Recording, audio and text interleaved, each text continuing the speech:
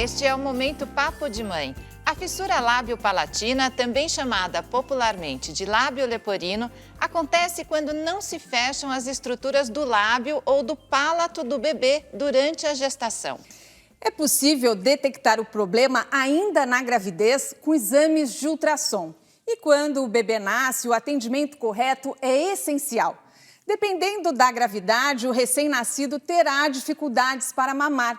E a família também precisa de apoio para aprender a lidar com a situação.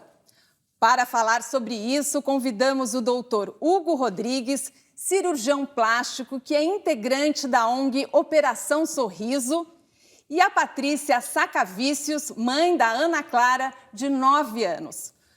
Patrícia, a Ana Clara nasceu com a fissura no lábio e no céu da boca. Conta pra gente. É, isso mesmo. Ela nasceu com uma fissura lábio-palatina bilateral. Então, afetou o lábio dos dois lados e o céu da boca por completo. E você descobriu durante a gestação? Isso. Com 18 semanas de gravidez, num ultrassom comum obstétrico, a médica desconfiou pelo perfil alterado, né? E aí a gente conseguiu aprofundar mais o exame e detectou-se que, inclusive, afetava o palato. E você já sabia alguma coisa a respeito? Bem pouco. Na verdade, eu não tinha conhecimento de que poderia ser bilateral, não tinha conhecimento de que poderia afetar palato, por exemplo, né, o céu da boca, mas já tinha ouvido falar em lábio leporino e para mim era apenas uma entradinha no lábio, né? Não afetava tão grandemente como, de fato, o que ocorreu com a Ana Clara, né? E, doutor, quando a criança nasce com isso, precisa realmente de um atendimento logo, até para garantir que ela consiga se alimentar direito? Bom, ao momento do nascimento, é interessante que ela seja avaliada, né, por profissionais que têm experiência com o paciente fissurado. Então, as orientações iniciais em relação à amamentação são passadas. As crianças que nascem com a fissura de palato, elas têm muita dificuldade para amamentar e é recomendado que a mãe ordenhe o leite e ofereça o leite com mamadeiras especiais, com bicos especiais. E oriente, né, a questão do acompanhamento nutricional para o correto desenvolvimento dessa criança. Mas pode tentar amamentar, doutor? Ela pode tentar, ela deve sempre oferecer o peito. Os pacientes que têm a fissura só de lábio, muitas vezes eles não vão ter dificuldades para amamentar. Porém, aqueles que têm a fissura de palato, eles, na maioria das vezes, não vão conseguir amamentar. Então, o leite deve ser oferecido. E você conseguiu amamentar? No peito, infelizmente, não. Tentei e, para evitar que ela se estressasse, a gente acabou utilizando mamadeiras, bicos, aquelas chuquinhas que tem um bico mais longo. Porque sem o céu da boca, realmente fica difícil para o bebê, né? Sim, ele não consegue fazer pressão suficiente para sugar o leite. Ele vai tentar e não vai conseguir, vai se cansar e vai desistir. Patrícia, e a Ana Clara fez algum tratamento logo recém-nascida? Ela foi acompanhada desde que nasceu, tanto pelo cirurgião como pela fono, né? Então, nós fazíamos acompanhamentos mensais com uma fono, ela acompanhava o desenvolvimento, me orientava o que eu tinha que observar, como amamentar, como introduzir alimentação juntamente à pediatra, né? As duas, em comum acordo, me orientavam.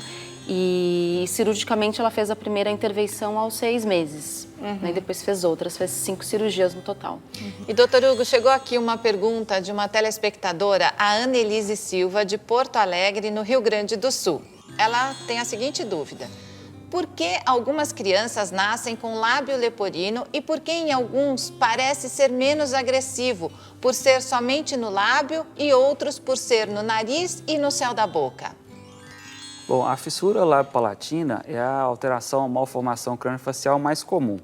Então, a gente considera uma herança multifatorial. São vários fatores envolvidos no aparecimento da fissura. Fatores nutricionais, medicamentosos e comportamentais. Existem fatores genéticos em algumas famílias isoladas que você consegue mapear o gene da fissura. Então, essa é a causa, são os fatores envolvidos na ocorrência da fissura lábio-palatina.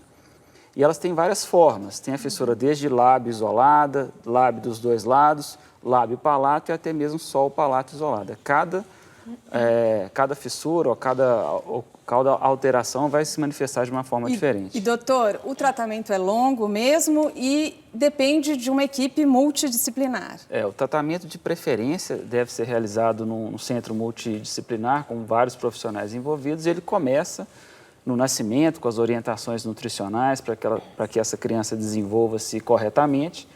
O primeiro planejamento cirúrgico é feito entre 3 e 6 meses, que é a correção do lábio. A correção do palato deve ser feita entre 12 e 18 meses, né? Então entre 1 ano e 1 ano e meio, o acompanhamento do crescimento dessa criança. Por volta de 8 a 10 anos, avalia-se a possibilidade de enxerto ósseo para reconstruir a falha da gengiva e depois, na idade adulta, os refinamentos, tanto das cirurgias ortognáticas, que são as correções das desproporções maxilo-mandibulares, quanto a cirurgia definitiva do nariz. Eu acredito que essas cirurgias, até precocemente, a Ana Clara fez com 6 meses a primeira, até para já ir ajudando na introdução alimentar, né? Como é que foi quando ela começou a comer? A introdução alimentar foi feita quando ela ainda tinha a fissura aberta no lábio, né?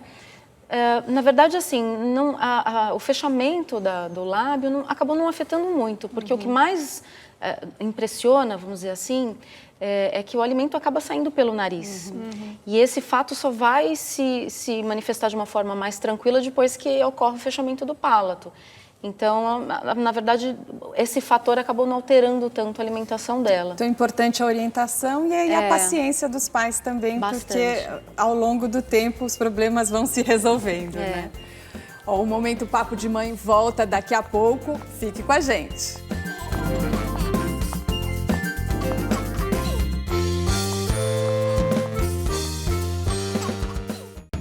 Estamos de volta com o Momento Papo de Mãe e o nosso tema é fissura lábio-palatina. Doutora, a gente já falou um pouco sobre como fica a alimentação dessas crianças e como fica o desenvolvimento da fala.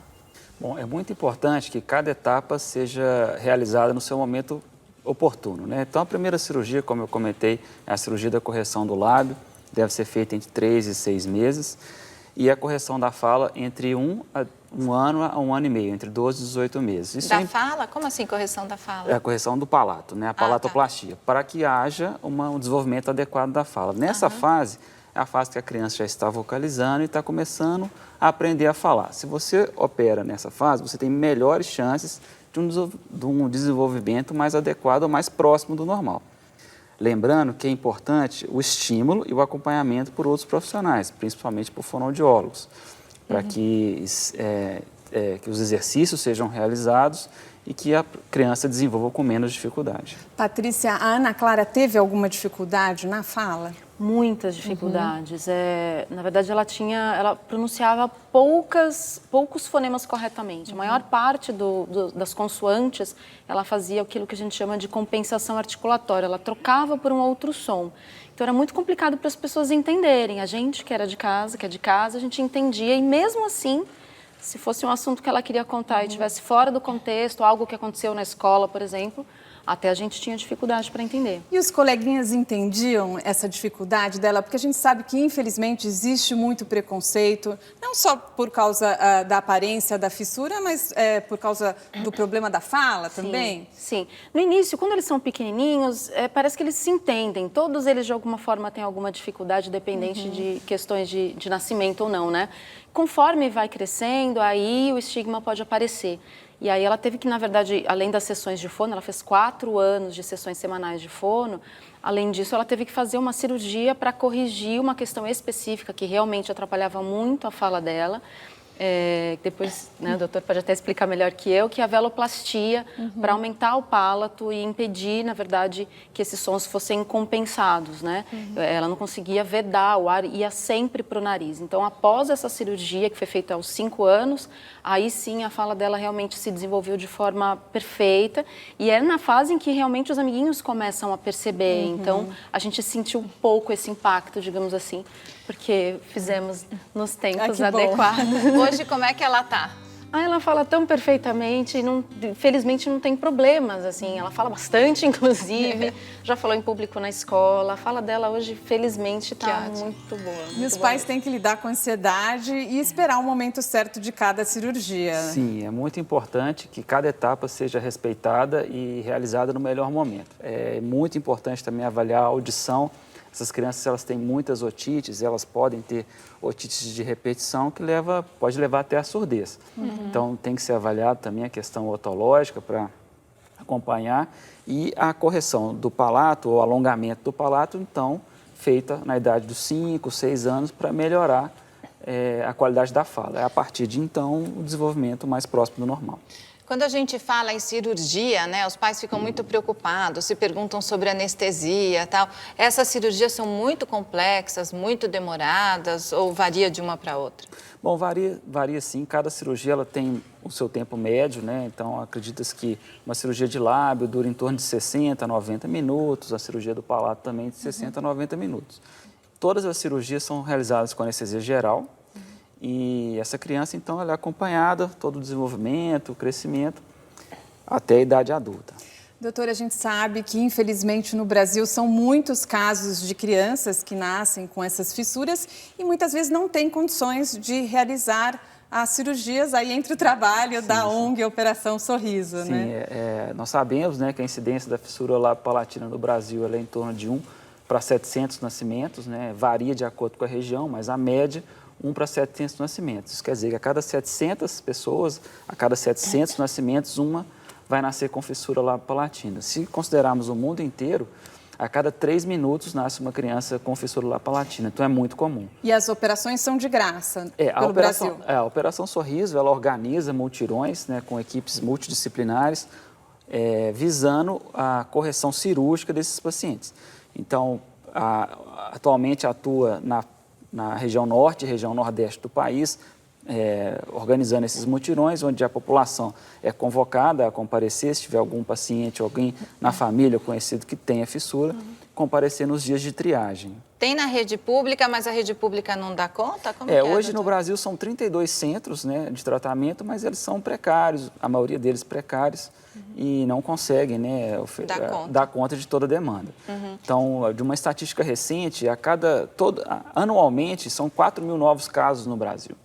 Então, os centros não dão conta. Então, aí a ação da Operação Sorriso é muito importante num papel de melhorar a assistência a essas pessoas, né, esses pacientes, no tratamento da fissura lábio-palatina. Fundamental esse trabalho. Você conhecia, né, Patrícia, da Operação Sorriso? Inclusive, tomei contato logo no início, visitei a sede da Operação Sorriso, foi muito bacana. Não, e você sabe bem o custo disso tudo, né? São várias cirurgias, né? Tempo, investimento e o acompanhamento e dedicação, paciência, né? É um processo. Gente, infelizmente chegou ao final o nosso tempo. Quero agradecer a vocês por terem vindo. E a Patrícia tem um blog também sobre o assunto, né, Patrícia? Tenho um blog. No início eu tive muita dificuldade para encontrar informação, conseguir informação com profissionais da área e eu multiplico no meu blog, que é fissuralabiopalatina.blogspot.com.br. Parabéns pelo trabalho. Obrigada. Então eu quero aproveitar para mandar um beijo aí para Ana Clara, viu? E o site da Operação Sorriso? Bom, a Operação Sorriso é operaçãosorriso.org.br. Lá você vai encontrar informações sobre fissura lábio-palatina, mais informações sobre a ONG Operação Sorriso, as datas dos mutirões, os locais já estabelecidos e mais informações sobre o tratamento do paciente fissurado. Ótimo. Importante trabalho, doutor. E obrigada a você que nos acompanha e que também participa. Afinal, o Momento Papo de Mãe é feito para você e por você. Baixe o aplicativo Cultura Digital e nos envie seu vídeo. Pode ser um comentário ou uma pergunta que os nossos especialistas respondem. Até a próxima! Até! Tchau!